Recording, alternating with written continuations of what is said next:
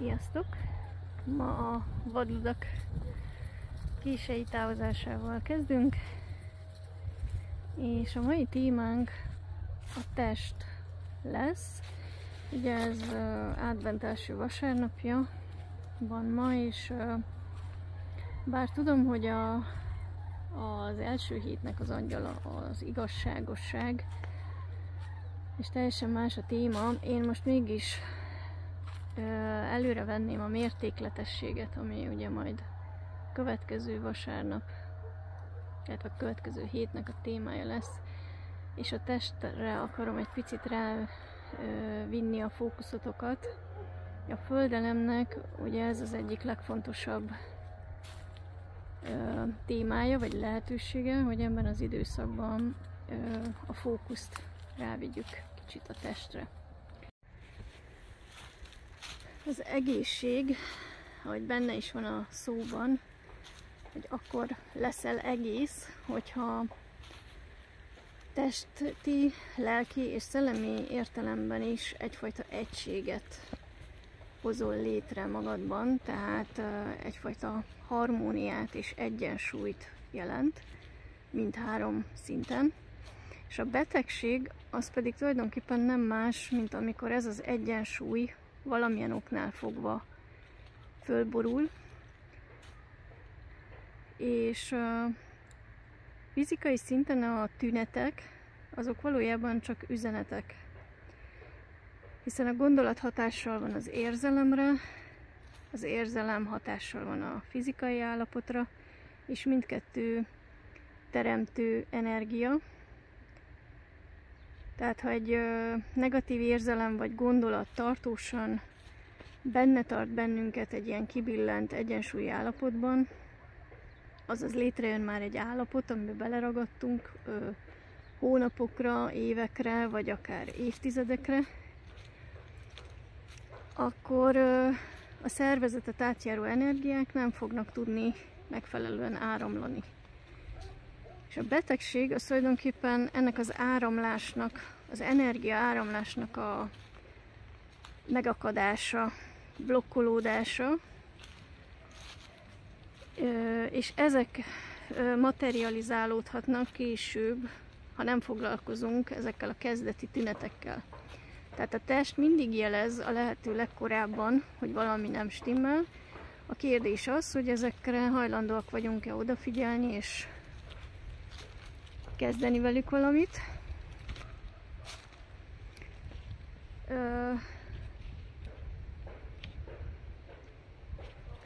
Mert ha igen, akkor nagyon gyorsan visszafordítható igazából bármilyen folyamat, testi folyamat. Ha nem, akkor pedig előbb-utóbb egyre határozottabb, erőteljesebb tünetek jönnek. Ugye azt szokták mondani, hogy 7 évvel korábban történt az a valami, az a sérelem vagy fájdalom, ami aztán megjelenik tünetként, és ha még akkor sem foglalkozunk vele, mármint nem a tünettel kell foglalkozni, hanem a valódi kiváltó okkal, a problémának a gyökerével, vagy azzal a témával, amire ugye próbálja fölhívni a figyelmünket. Látjátok azt a fényt ott a távolban? Csodálatos. Játszik. Szóval, hogyha továbbra sem foglalkozunk a valódi problémával, témával, akkor lesz belőle betegség. Előbb-utóbb. A mai nap egyrészt egy konkrét belső szervvel szeretnék egy picit foglalkozni, mégpedig a léppel, amit elég elhanyagolunk, vagy ilyen nem sokat foglalkozunk szerintem vele, így általában. Ez egy hosszúkás, kékes-vörös színű, tulajdonképpen egy nyirokszszerv, kicsit ilyen szivacsos jellegű, és a bal bordai alatt helyezkedik el, tehát a bal vese, a gyomor és a rekeszizom között. És ez a testünknek a legnagyobb nyirokszerve. Tehát tulajdonképpen egy szűrő funkciója van. Szintén a tisztulást segíti fizikai szinten.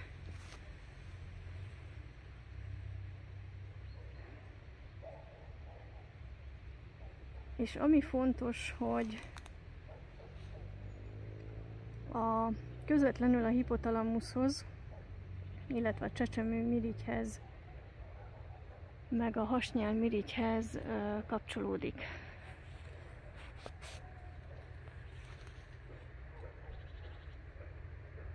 Tehát nagyon-nagyon fontos szerepe van az immunrendszerünk állapotában. Fontos szerepe van abban, hogy kiszűrje a kóros alkotóelemeket a vérből,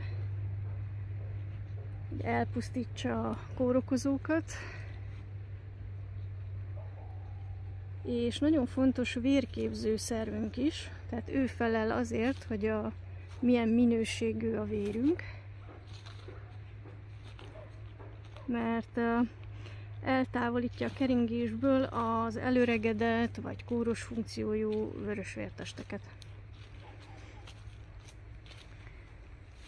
De ami a mi szempontunkban sokkal fontosabb, hogy energetikailag miért fontos a lép? Azért, mert tárolja a vitális energiákat, magyarul az életenergiát, mégpedig azt, amit eredendően még a születésünkkor kaptunk meg. Azt a mennyiségű eredeti energiát tárolja, és ez egy véges energia. Tehát attól függően, hogy a lépünk milyen állapotban van, tud ez az eredendő energia bennünk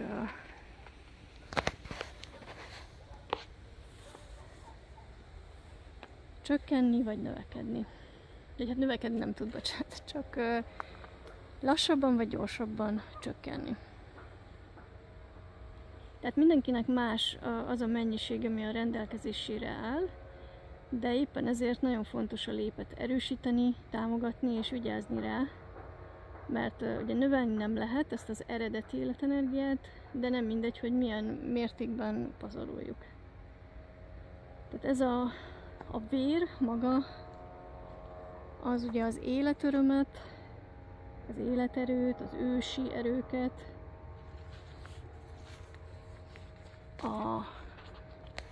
úgymond az örökségünket, és ebben az értelemben a múltunkat is szimbolizálja. Tehát a kapcsolatunkat a saját családfánkhoz és a valamennyi ősünkhöz.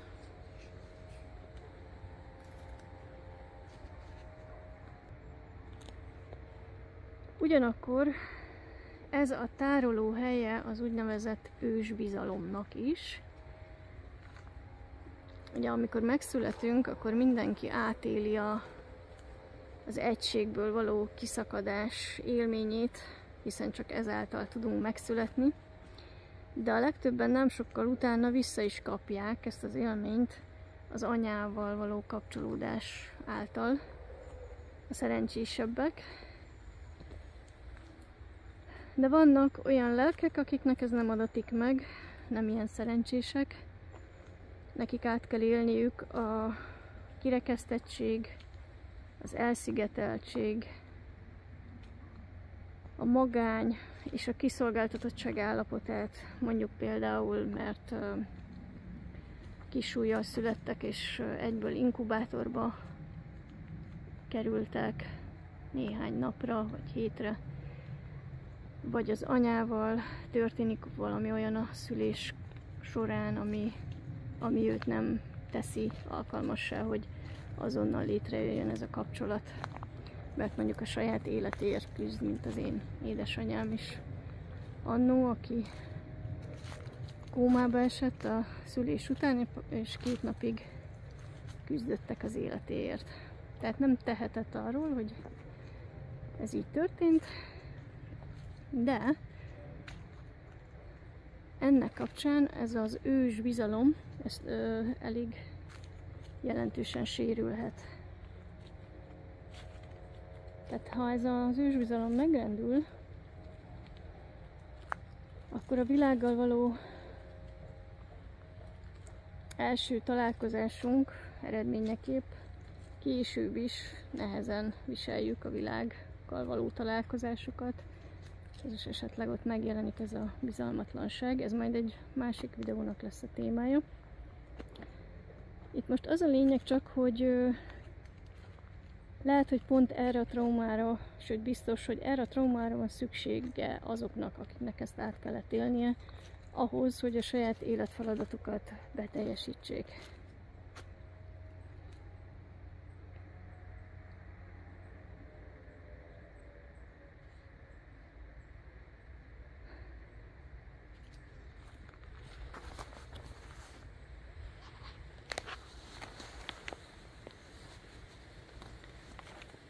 Szóval miből veheted azt észre fizikai szinten, hogy a lép mondjuk jelezni próbál, vagy alul működik a te esetedben? Például lehet a jele a félénkség, a túlzott óvatosság, a túlzott aggódás, az erőtlenség, az édesség utáni farkasétvágy, a hajlama túl sok evésre valódi éhség nélkül, tétova mozgás, aztán például az, hogy mindenben csak a negatívat látja meg az ember, vagy hogy hajlamos ilyen problémagyártásra, aggodalmaskodásra, de ugyanakkor jellemzi egy passzivitás, egy motiválatlanság, egy céltalanság is ezt az embert.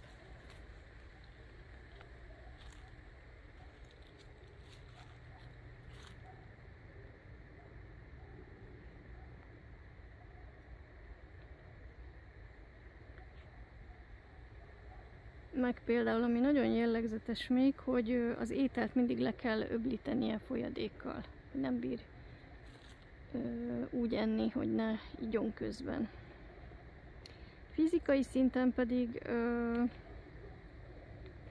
mutathatja a cellulitis a bőrön, illetve egyfajta krónikus fáradékonyság, erőtlenség, vérszegénység, vagy a hajlama túl sok nasizásra, felszínes légzés.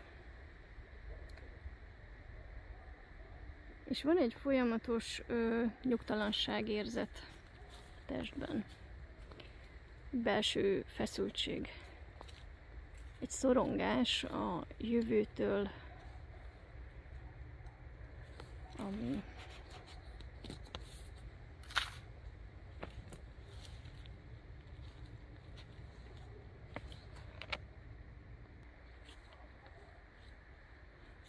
aztán lehet még jele az elvizesedés, a test megereszkedése, elnehezült, fájó végtagok, hideg térd, comb, és egyfajta ilyen talajvesztettség érzés,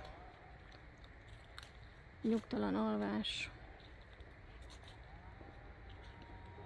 Az álmok lehetnek nyomasztóak. A kínai orvoslás szerint a lép a nagy átalakító, aki a tiszta energiát szétosztja a szervezetben, és minden szinten hozzájárul a szervezetnek a védekező képességét létrehozni, fenntartani.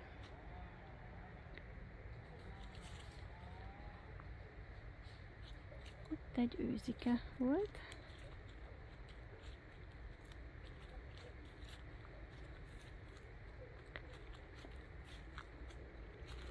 Na, és akkor jöjjön néhány ötlet, hogy lehet javítani az állapotán. Tehát, hogy mi mindent tudsz tenni azért, hogy megszűnjön az alulműködése. Milyen fűszereket, ételeket tudsz enni ennek érdekében. Mivel a lépnek és ugye a földelemnek általában az édes az íze, az ilyen ízű ételeknek a túlzott szeretete vagy az utálata az egyaránt jelzi az egyensúlyvesztést, tehát mind a kettő tünet lehet. Tehát érdemes meleg, száraz ételeket, illetve melegítő hatású fűszereket enni, mint amilyen a gyömbér, a fahéj, a szerecsendió, kardamom, ginseng, illetve ami csökkenti a vércukor szintet és erősíti a hasnyálmirigyet, ilyen a kelbimbó, az uborka, fokhagyma, hajdina, a zöldbab és a vöröshagyma. És a legfontosabb zöldsége az a cékla, ugye, ami vérképző, de jót tesz neki a csalán, a sárga barack, az algafélék, a füge például. És ami gyengíti a működését, az a zsíros, feldolgozott, mesterséges élelmiszerek, a búza, az élesztő, a sör és a kávé. Meg hát nyilván a cukor, meg tejtermékek, ezeket tudjuk. De például a paradicsomlé és a citrusfélék is gyengítik a hatását, vagy a működését.